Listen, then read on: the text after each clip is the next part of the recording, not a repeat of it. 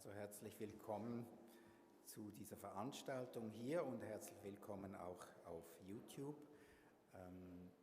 Ich werde jetzt die Begrüßung, die Einführung auf Englisch und Deutsch machen. Wir werden ein bisschen switchen und das Gespräch mit den beiden Kuratorinnen wird dann auf Englisch sein und Fragen können aber auch wieder auf Deutsch.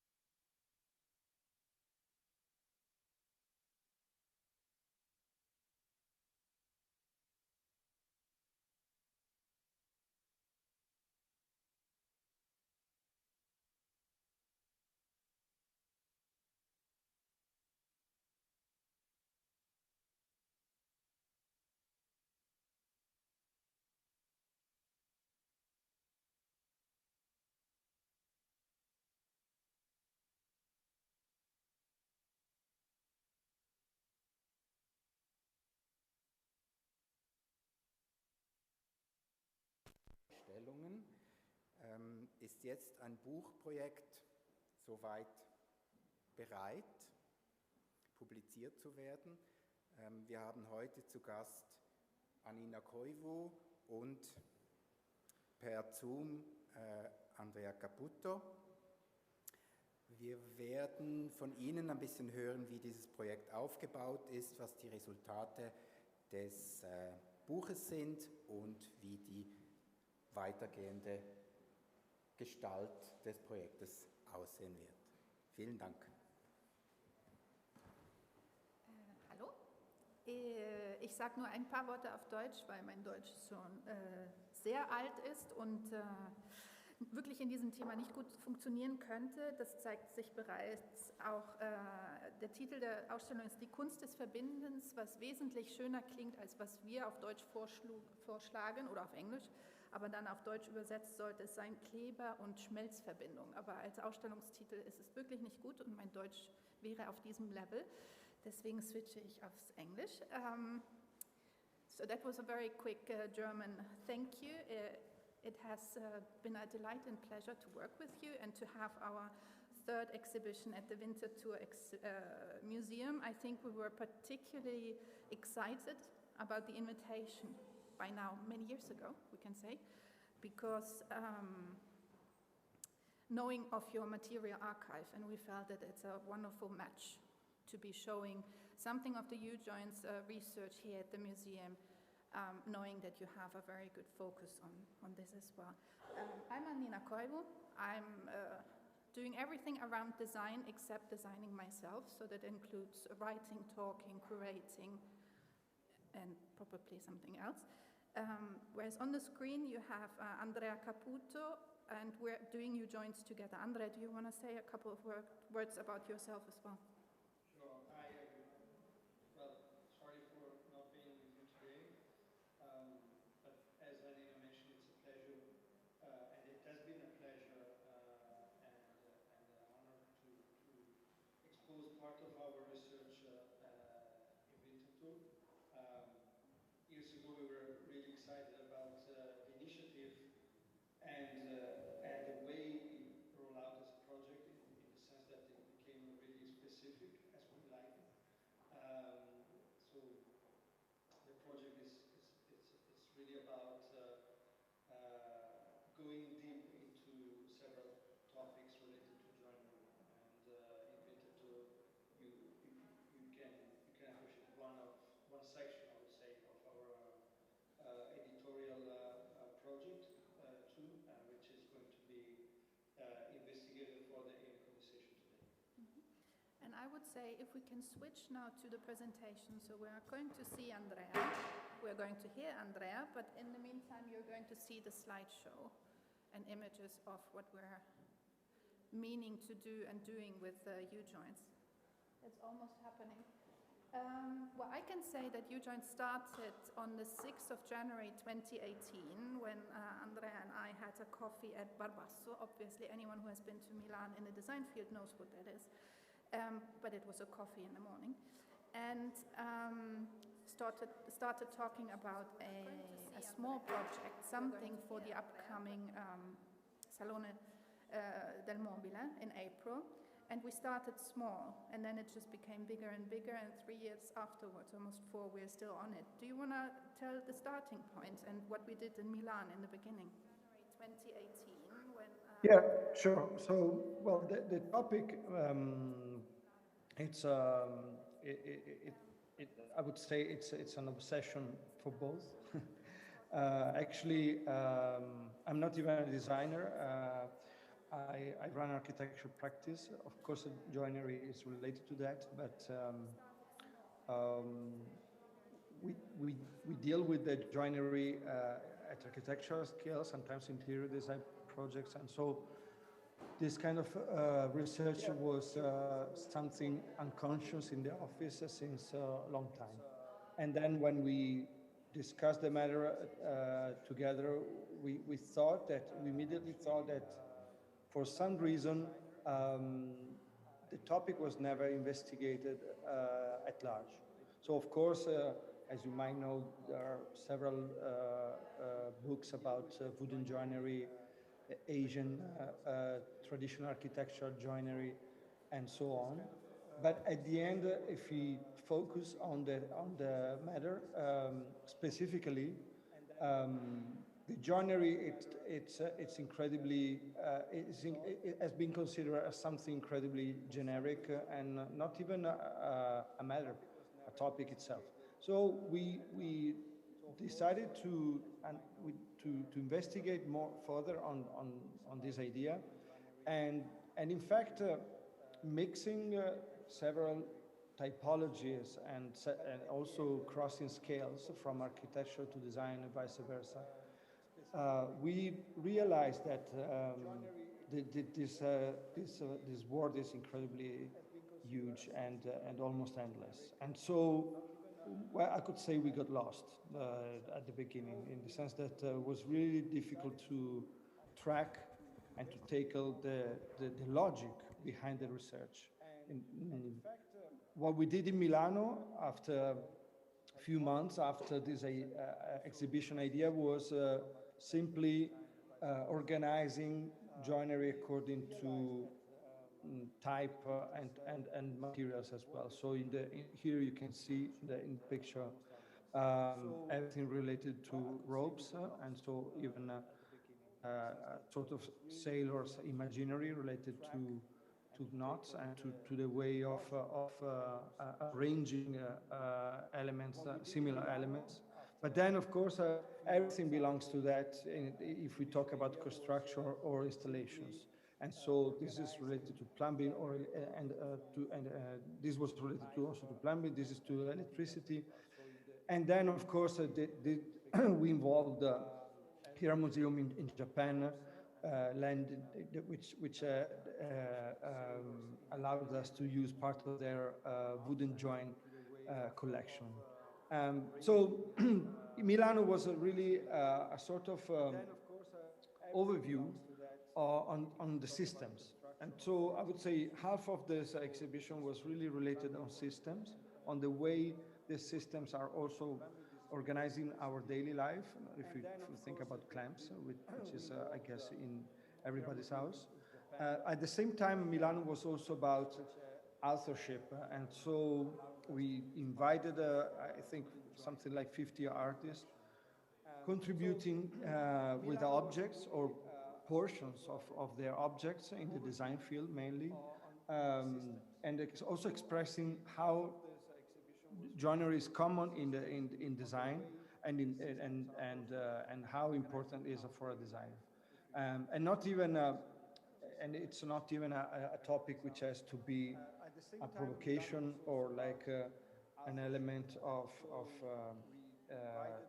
let's say exhibition. No, it doesn't have to be a voyeurism matter. Sometimes it's really about hiding it, about solving the problem without even expressing its aesthetics. And this was incredibly interesting for us in the sense that let us understand that it's a sort of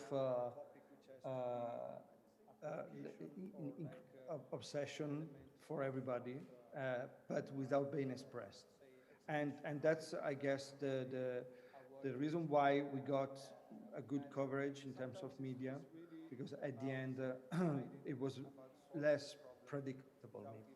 And so you see part of designer pieces in these pictures, which are sometimes not even so obvious, no? When we jump into this topic.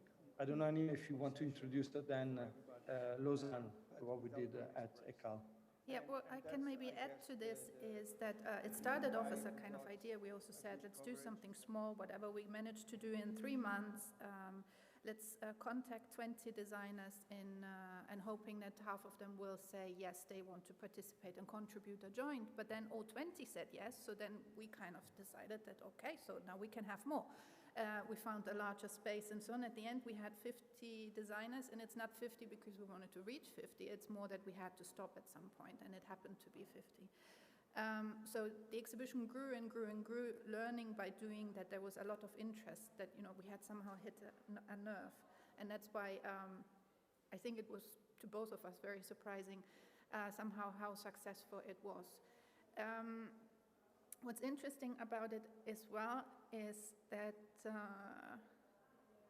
the actual U-Joints research started after this introduction. So the first exhibition was like an eclectic overview, what could be joinery in design. And then we started to do exhibitions by chapters. So here you have the second chapter in Winterthur. The first chapter was at ECAL in Lausanne at the ELAC gallery that the school there has. And besides having completely different looks every time, it focused on something extremely nerdy. It focused on nails, screws, rivets, bolts, and nuts. So the smallest basic fasteners that we all know. And the attitude to the exhibition is pretty much the same as in Milan as well, that there were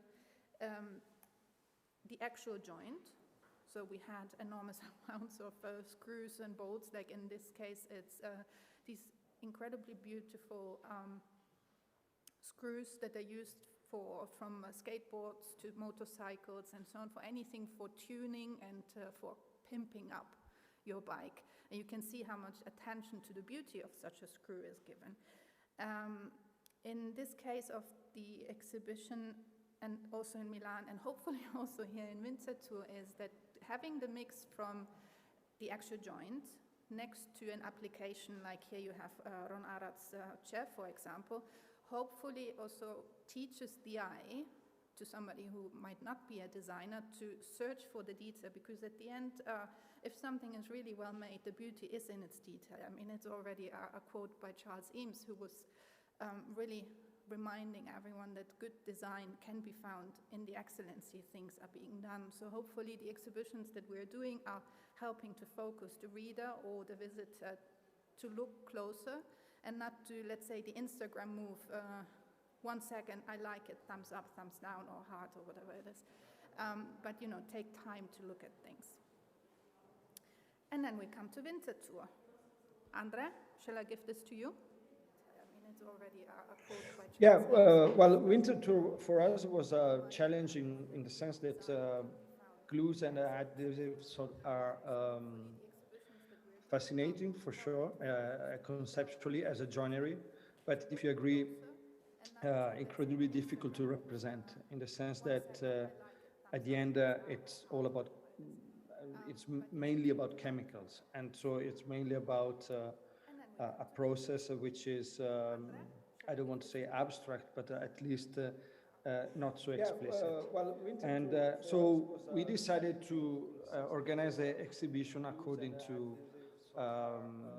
the duality of objects, which were really related to this process, and at the same time on the matter itself. And so we, without any embarrassment, we decided to expose glues and tapes, which are indeed part of our daily life. But at the end, again, it's a sort of tool that we have that everybody knows, but at the end has never been understood entirely as overall function in terms of design or at least architecture. So even in this wall that you see pictured here, the way we approach the project is really about the typology, the scale, the size, and also the abacus that it generates a sort of critical mass when you see everything in one shot. And this was our approach, not even here, I would say, because the taxonomy that we build up in the book that we'll see after, it's also something like that, in the sense that it's really a sort of editorial approach where we intend to collect as much as possible, compare and comment. And so this was really related to taking the matter, and then at the same time, as you see here, from Jersey Seymour chairs and everything, it's really about connection and pieces and objects. So, of course, this could be very wide. We had constraint like in Milano, like in Lausanne, in terms of selection, but we were really excited to, let's say, organize a number of elements which, in our opinion, is representing quite well the idea itself. And so from these topics we have the Gaetano Pesce resin vases and so many other elements which are related to the idea of glues and adhesives. Andre, I was told that if you can turn off your audio a little bit or turn it down, I mean, there's a bit of echo, which we have now as well. Okay. Maybe one detail about, of course you can see this exhibition still upstairs, so I'm not going to, speak about specific items. I just maybe use this picture as a reminder that the show helps to integrate final objects, experimental objects, sometimes artistic endeavors with hardcore research projects. And you have both sides in this picture. So on the right-hand side is Jersey Seymour's studio-made kind of gooey scum chair. He has created this adhesive, cooked it in a pot, and it actually resists all the necessary restrictions that you would have for a proper chair to be produced, sold, and used in an office. So doing yourself a certain glue, for example, can lead into a proper design project and not stay only in the art sphere. On the other side, you have, I think it might be overlooked sometimes, but it's an experiment from a Finnish pulp and wood and paper producer called Stora Enso, who together with Ville Kokkonen, a designer who lives actually in Switzerland, experimented with a newly developed glue. It's from lignin, and which is a substance from a tree or from wood, and experimenting with it, they say that this could be the first step into plywood, which is actually using wood also as the source for the gluing part of the plywood, avoiding any synthetic glues, which are currently being used, and still giving the same performance. So I think the beauty of, again, U-Joints is that it allows to look very broadly into kind of the crazy anecdotal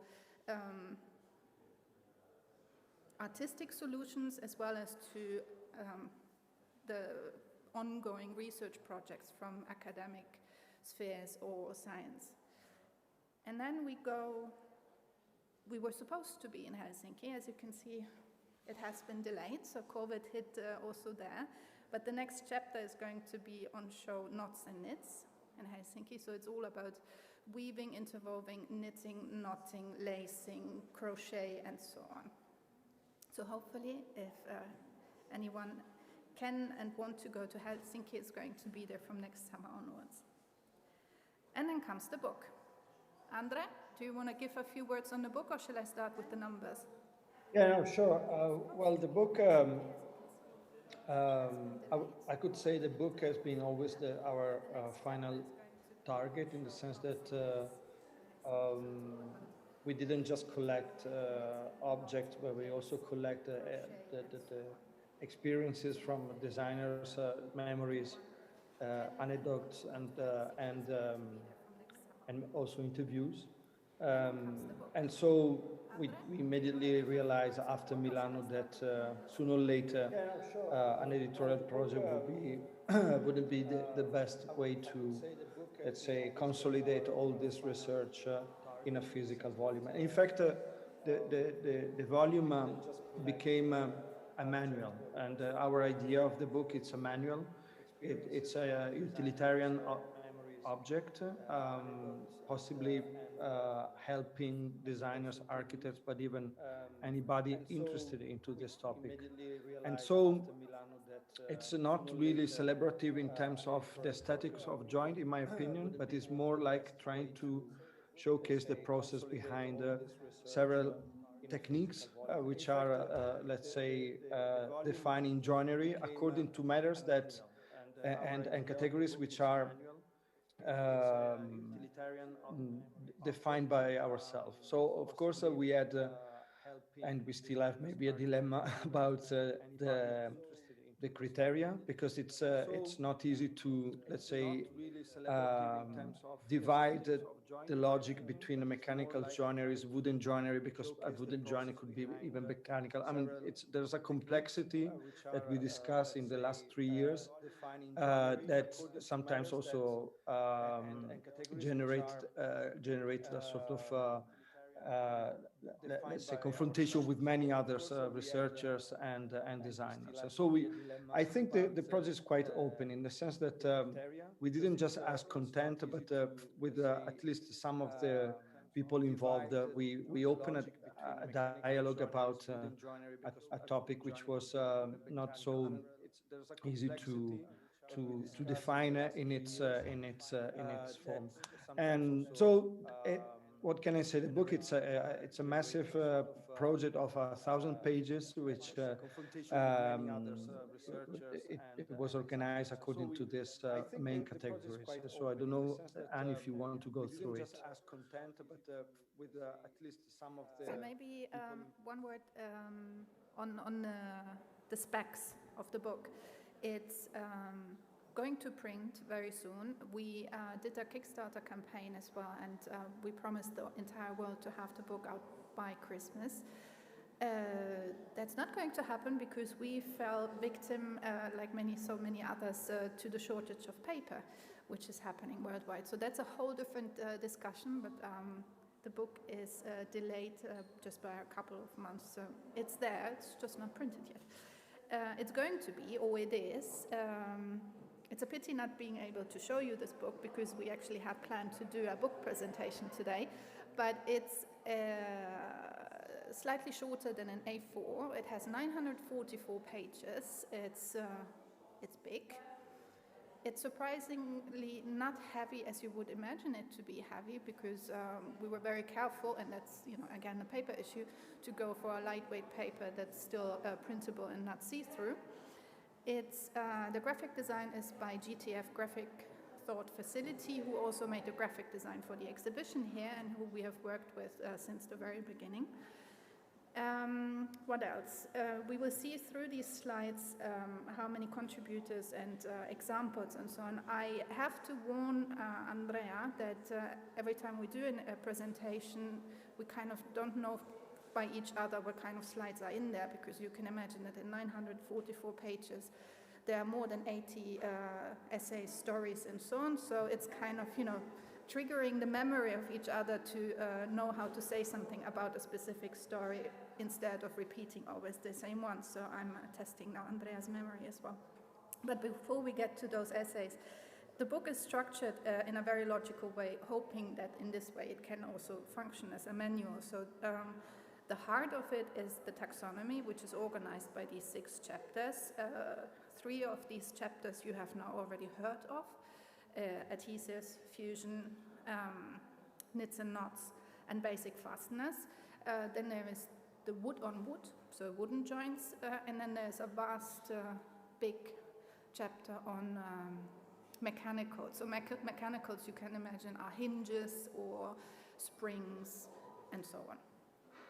The taxonomy is, I think Andrea already said it very nicely, it's illustrated, it's kind of describing what, in an encyclopedic or dictionary way, what the joint itself is. In some cases, it gives its ISO or DIN number, and you can see that it goes through the different chapters. And hopefully it's a way for who needs to solve a design or even an architectural problem maybe, can go back and just review the different options of joints that are. It's not comprehensive. We don't have all the joints of the world in there, which would be impossible because as we speak, another joint is being invented and patented.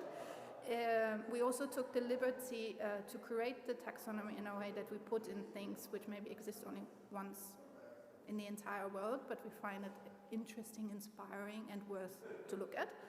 So this needs to be remembered. So even if it has 1,300 different joints in the taxonomy, you might feel that there's something, some are too many, some are maybe curious and quirky and rare. Others, you might say that it's missing because you found another screw with a specific drilled head, which we simply didn't put in. Do you want to say anything else to the taxonomy, or shall I go on? No, I think we can go on with this. Okay. Then there is, these chapters kind of repeat the same formats. So every chapter has a portfolio. Portfolio are photographic works by mainly young and rising photographers who we, I think, carefully selected for the specific job. So in this case, it's Maxime Guillon from France, who is brilliant in the way he photographs details and ultra zoomed in elements. So he was the perfect photographer to make a portfolio of screws and screw heads. Then Mattia Balsamini, who is a photographer from Italy, we took him to one of the swatch factories outside of Delemont, I think, towards France, because we were luckily granted access to the production of the System 52 swatch. There are some details we were still not allowed to shoot, but still we were kind of able to depict and dissect the mechanical joints in a watch. Then another one is Piercarlo Cueca, who went to a rope making factory, and you can see there are these kind of images behind the scenes, how joints are made or how they're applied to things. Then there are anecdotes. I think I have only one example here, but just, I think it's a good one actually. Anecdotes are joints that, they have a kind of fun fact or a curiosity that's worth talking about. In this case, it's about rivets on the left-hand side on the yellow pages, because rivets are the basis of the Eiffel Tower as much as they are the basis of the Lockheed lounge chair by Magnussen. In the Eiffel Tower were used, I think, 2.5 million rivets. For Magnussen, it wasn't that many, yet we're still talking about the same joint. And at the end, Mark's lounge chair became, at least for now, the design object that sold for the highest price in auction. So I'm sure it's going to be topped eventually. But it's quite beautiful to think how a joint, on one hand, can create objects or architectures on different scales, but also of different values. Nevertheless, being kind of, if you trigger it down and zoom in, it's still based on the same element. And then there are stories. So here are the numbers. It's more than 80 essays and interviews and historical text, 120 anecdotes, an enormous amount of pictures and illustrations. And if we go through these, I think it would be nice to hear, this is about seals, for example, but it would be very nice to hear Andrea tell us a bit more. Do you want to speak about Peter Rice, or do you want to go into Innocenti Tubi? Well, a bit of both, in the sense that with Peter Rice and Sam Pompidou, we jump into the architectural scale, and for me, it was really surprising to and exciting to investigate the joinery topic in architecture. At the end, it's not so banal, in the sense that I wonder if architecture is jointless, in the sense that we didn't, at the end of this research, we found the joinery architecture as a sort of unconscious element in the sense that there's no really I don't want to say there's no concern, but at the end, it's a consequence of the process, and it never starts from that as much as was in some traditional architecture in Asia, for instance. Except for Japan, where there's maybe a different sensibility and is really related to the construction in wood. So there are not so many examples in architecture where joinery has been so strategic and so relevant, like in the Centre Pompidou. The Gerberet, in this case, which was related to Peter Rice and the solution to hold all the massive floors of the project, it's really significant, and it's such an iconic element that it could be conceived as a sort of landmark of the building, at least in our understanding. And so this the importance of this element in other cases, in other application in the architectural field, could be just very different, and could be, but at the same time, it's really part of a process which is again maybe not so obvious. If you talk about the Innocenti tube, which is the classical clamp holding a construction site system, we immediately understand how much this invention was relevant for the construction and the buildings that built Europe after the war, and even before the war, because at the end, Innocenti in the 20s already started a production of elements which were immediately part of an imaginary, and this imaginary today is about scaffolding, about the way the buildings are held during the construction. And it is incredibly interesting if we consider that in the beginning, the bridges in Italy, for instance, were held by this joinery in a very temporary way. And even today it's temporary, because of course when there's a facade renovation, the scaffolding is made out of these tubes and this joinery. But at the end, there are some cases like the one in the pictures, which is the way some stadiums were conceived in the 70s in Italy, and those are permanent structures. So this kind of tribune in the stadiums was holding something like 5,000 people, and it lasted years, decades, and so it's a very direct way to say that at the end, a device meant to be strategic for temporary installation at the end became part of architecture, of a permanent architecture, and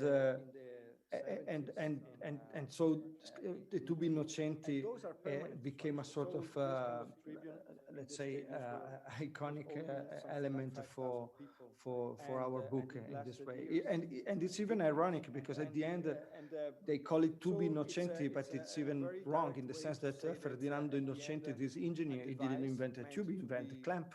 So it's also kind of weird the way this kind of imaginary has been switched into the knowledge that we have today.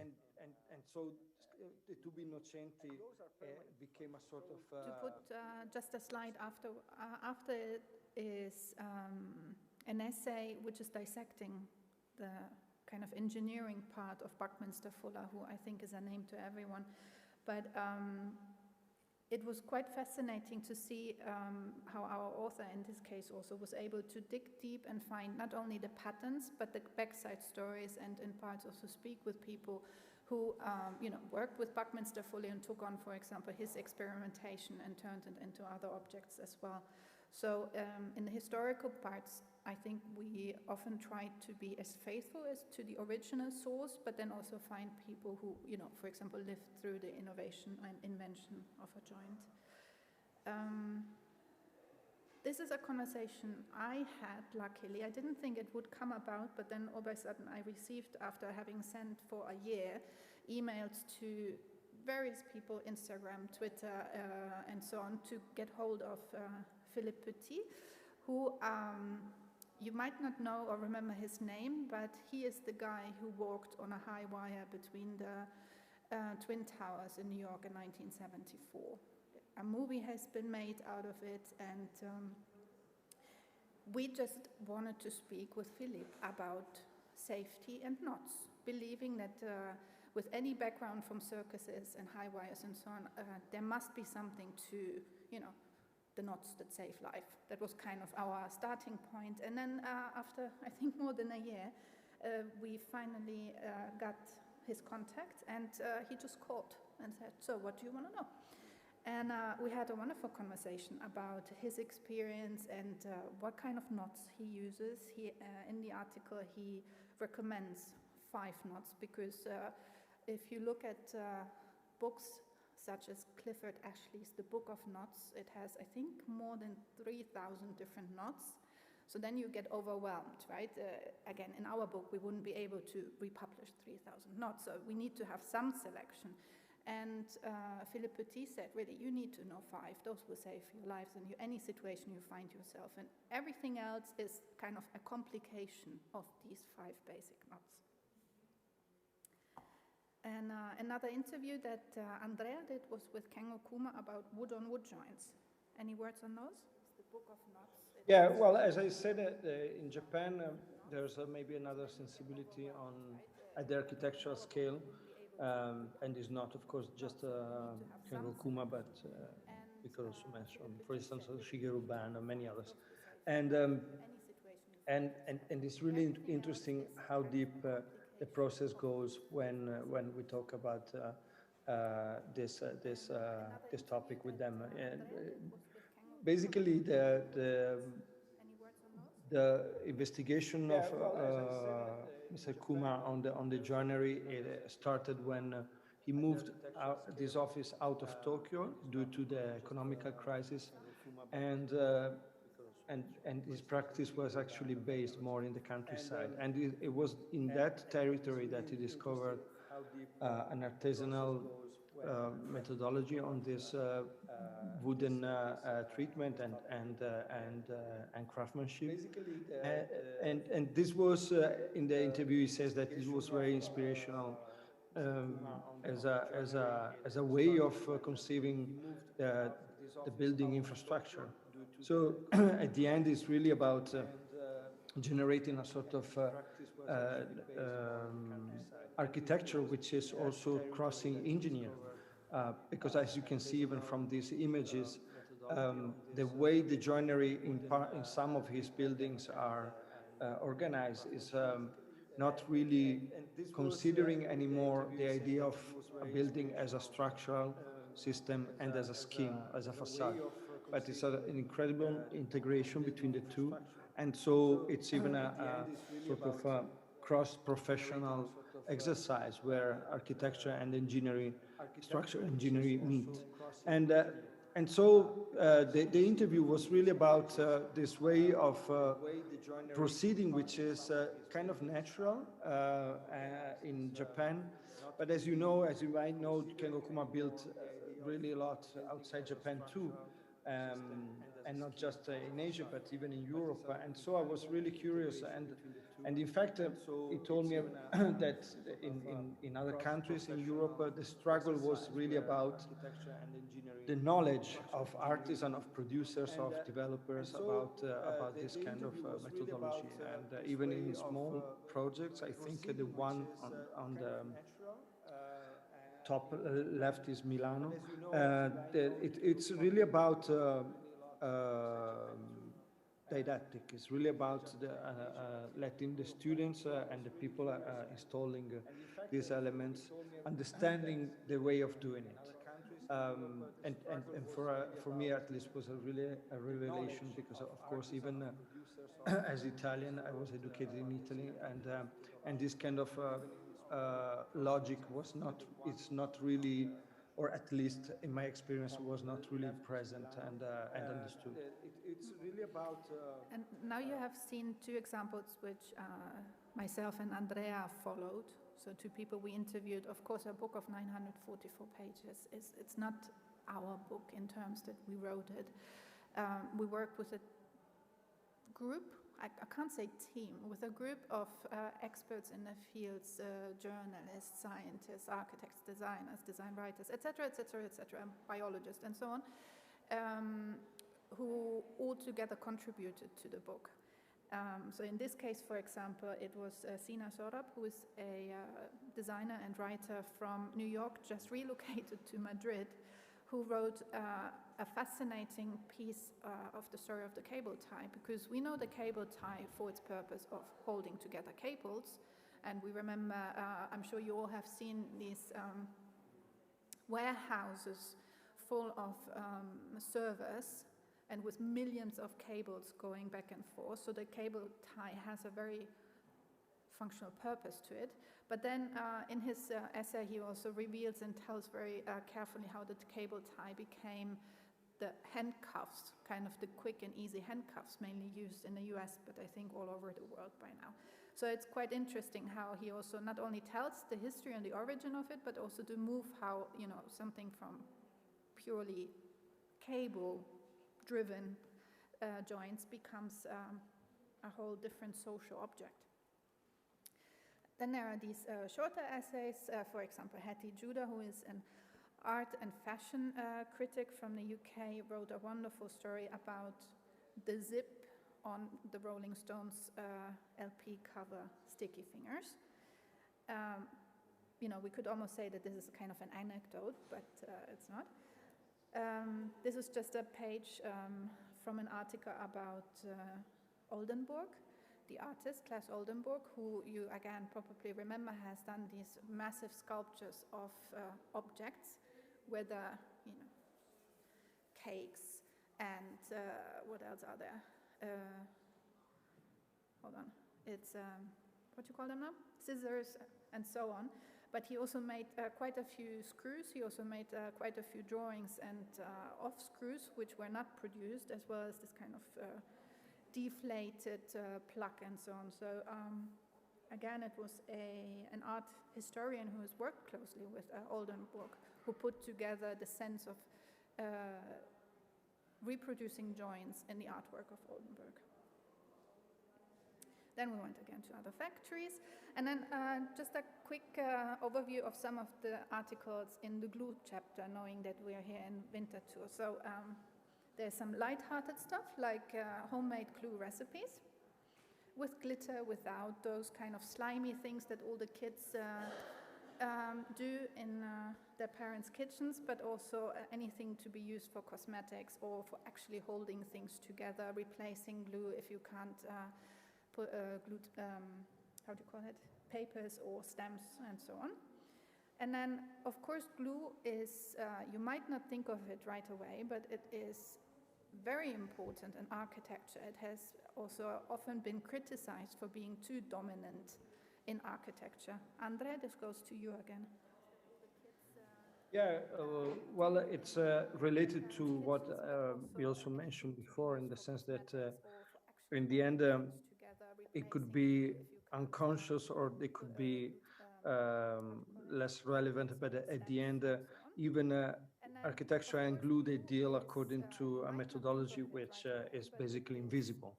And so at the end, there are several examples where this kind of solutions today could be part of a way of building which has been which changed a lot, you know. So in this article, Galanti is also going deeper into the way of building architecture, or at least portions of the facade, like in these examples, according to glues. There are several examples where this kind of solutions today. Never thought about it before until we learned that glues are also play a very big part, or the idea of adhesives, not glues necessarily, play a very important part in sports, whether it's, you know, to enhancing the grip of your glove towards a ball, or the grip of your shoes, as you can see in this picture on the right-hand side. It has been used legally as well as illegally, so there are various cases, again, where the use of adhesives has enhanced the performance of an athlete so much that he had a huge advantage, which became cases in front of courts and so on. And thinking of adhesives again, in most cases they are transparent and almost invisible, so it's also sometimes a good way to cheat, especially cheat in sports. These are two examples from the design world, that there's the use of resins, and we have a vase by Gaetano Pesce in the exhibition, whereas this article in conversation is with the craftsman who produces Gaetano Pesce's vases and resin objects in Italy. On the right-hand side, it's Dejan Sujic, the architecture design critic and former director of the Design Museum in London, who already is an expert on Shiro Kuramata's work and wrote a book for Phaidon. And in this case, we asked him to, you know, dig deeper into this one object and this series of glass pieces that Kuramata did, which, you know, magically seemed to stick together because they were able to actually develop a very specific glue in those days, that you don't see the glue, you don't even see the droplets that come out of the seam of these glass pieces glued together.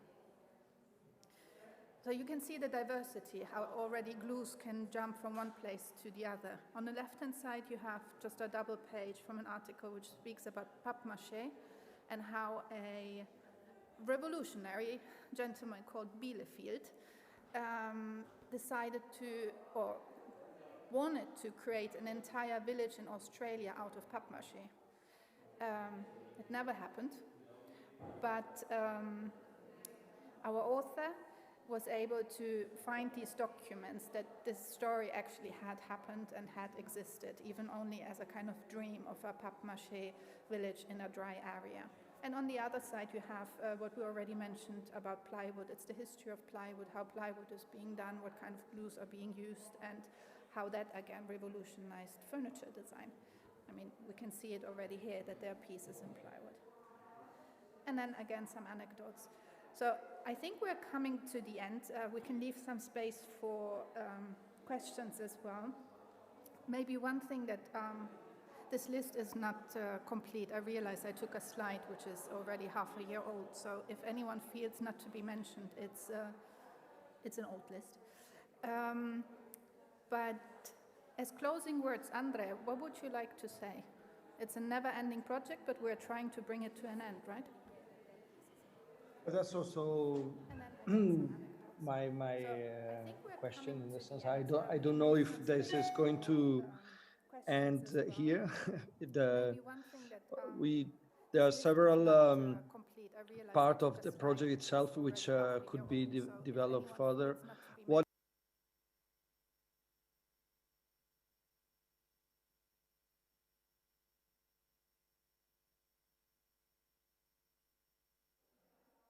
Andrea, I don't know if you can hear us, but we lost you for a second.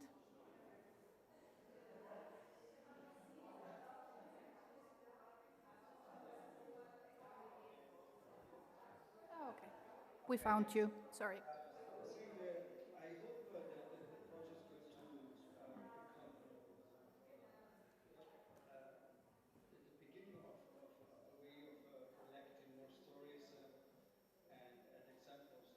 Ideally, if it translated into digital format, an open platform would be one of the best ways to promote this knowledge, but also to, let's say, enrich the collection of stories and anecdotes and pictures that we provide. So I think the book is going to complete a phase. But yeah, in terms of exhibition, in terms of digital content, I guess this could be potentially a topic of investigation, even related to students and universities. Does anyone have a question?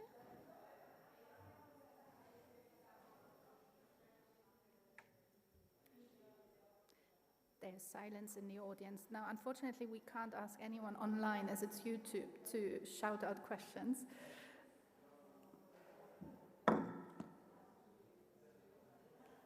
No? Well, we have once been asked... Sorry. Did we lose Andrea? Yeah. Okay. I was just about to ask him something.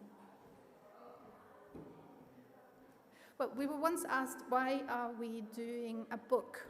Because if it's something that's ongoing, that kind of never ends, and joints are constantly being invented, why a book? Why something that's, fixes something in time? But I think that was exactly the purpose, that we want to, of course, the project needs to end somehow. It cannot be...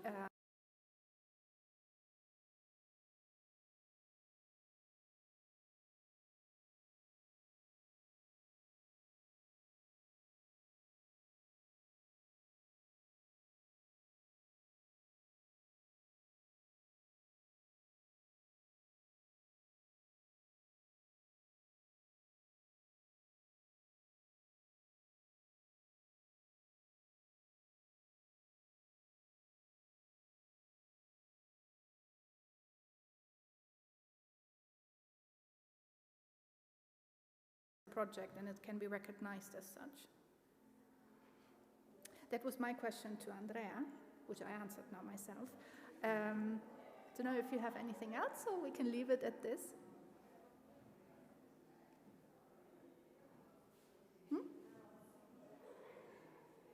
Exhaustive. Exhaustive. Okay. Well, of course, a printed product is always also a matter of time, because a project ends and then it stops where it was, whereas an online version would be adaptable and you could always add some new developments. That's always done. You could, but yeah, I mean, it feels like then we would need to set up the Institute of Joints, then you need to have like a big group of people who dedicate their life almost to this updating and so on. So, yeah, the way it is, I think it's good. And what's beautiful still already, because it's so massive, is what I said before. Every time we do a lecture, we do with different articles. So it's so rich as well that we manage to tell the story through different things. There was a question.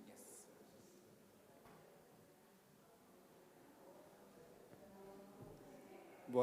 What is your most favorite joints? Or do you have like preferences? No, it's always the one we're working on last, yeah. I think, as it comes naturally. I'm somehow very much in love with knots, because there are things that you feel that, you learn the knot and you learn the joint and you can apply it, so they become, you can be proud of knowing them.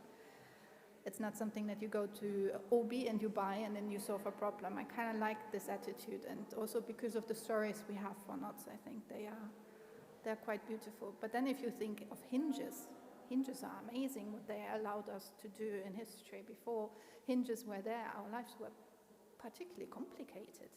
And then even if you look at kind of these medieval, pre-medieval doors where the hinges were applied to the panel of the door, there was a lot of kind of metal going on top of a wooden door, and that became decoration. So that paid part of the aesthetics of a door. And when the hinge then ended up being just, this kind of thin line between wood and brick, for example, the hinge became functional and lost its decorative beauty, for the better, of course, because we don't really need all these massive cast iron hinges either. But it's quite fascinating that in a hinge even you can read what time in history it was developed, because it represents always something a bit bigger. Yeah. Maybe we can add sea salt to the glues or the adhesives. Sea salt? Sea salt. Oh, I'm sure you can do something with salt. They did. I'm sure you can. I don't think we have it in the taxonomy. Yes, they're exhibiting a Okay. project here. Well, of course,